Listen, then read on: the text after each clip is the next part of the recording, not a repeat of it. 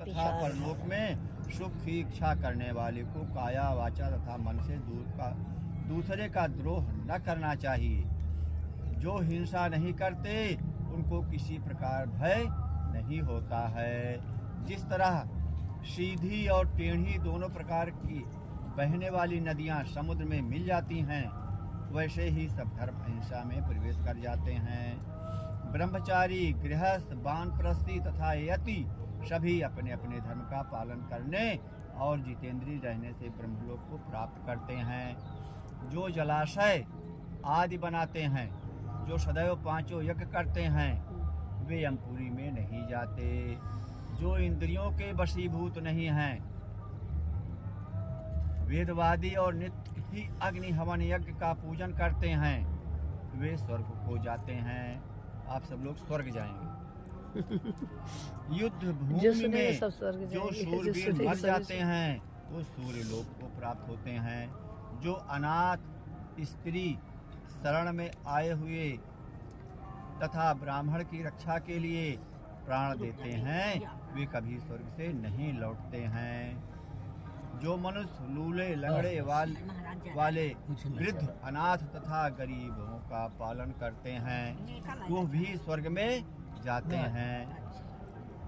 महाराज आएंगे, थोड़ा इनको अग्नि दे दीजिए, आप स्वर्ग में जाएंगे। रक्षा के लिए प्राण देते हैं, वे कभी स्वर्ग से नहीं लौटते।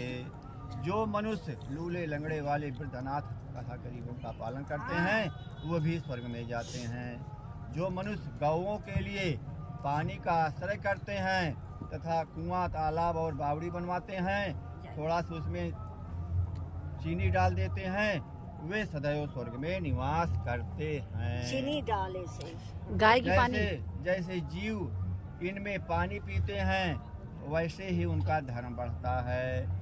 जल से ही मनुष्य के प्राण हैं, इसलिए जो प्याऊ आदि लगाते हैं वो अक्षय स्वर्ग को प्राप्त होते हैं। बड़े बड़े यज्ञ भी वो फल नहीं देते हैं, जो अधिक छाया वाले वृक्ष मार्ग में लगा देते हैं। जो मनुष्य वृक्ष रोपण करता है वो सदैव दानी और यज्ञ करने वाला होता है। जो अच्छे फल और अच्छी छाया वाले मार्ग के वृक्षों को काटता है वो नरकगामी होता है। तुलसी का पौधा लगाने वाला सब पापों से छूट जाता है।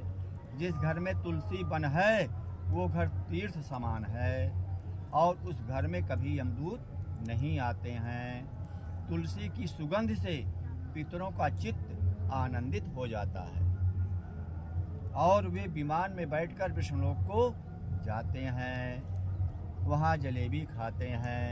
नर्मदा नदी का दर्शन, गंगा का स्नान और तुलसी दल का स्पर्श छू लेने मात्र से फल मिल जाता है। वो सब बराबर बराबर फल देने वाले हैं। आप घर में रहिए, गंगा स्नान ना हो पाए, तुलसी छू लीजिए, फल मिल गया गंगा स्नान का। तुलसी माता का ये सब बराबर बराबर फल देने वाले होते हैं। तुलसी हर एक द्वादशी को ब्रह्मा भी तुलसी का पूजन करते हैं। ब्रह्मा भी तुलसी का पूजन करते हैं द्वादशी। रत्न, सोना, फूल तथा मोती की माला के दान का इतना पुण्य नहीं है जितना तुलसी की माला को दाने का है। तुलसी की माला के दाने का है, एक दाने की इतना महत्व है। जो फल आम के 1000 और पीपल के 100 वृक्षों के लगाने से होता है, वो तुलसी के एक पौधे के लगाने से होता है। ये कितना बड़ा तुलसी के महत्व दिए हैं। हाँ, तुलसी घर 1000 आम का फल लगाइए और 100 पीपल का पेड़ लगाइए, इन दोनों से ज्यादा फल तुलसी का एक पेड़ लगाने से फल मिलता है। तुलसी के एक पौधे के लगाने से होता है।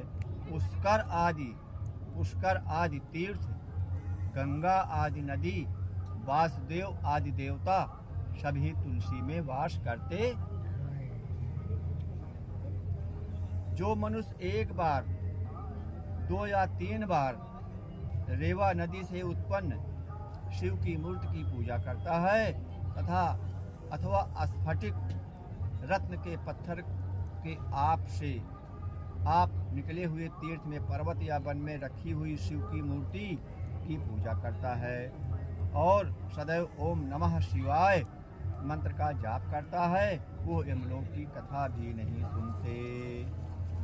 माने हम लोग पास में नहीं आता है।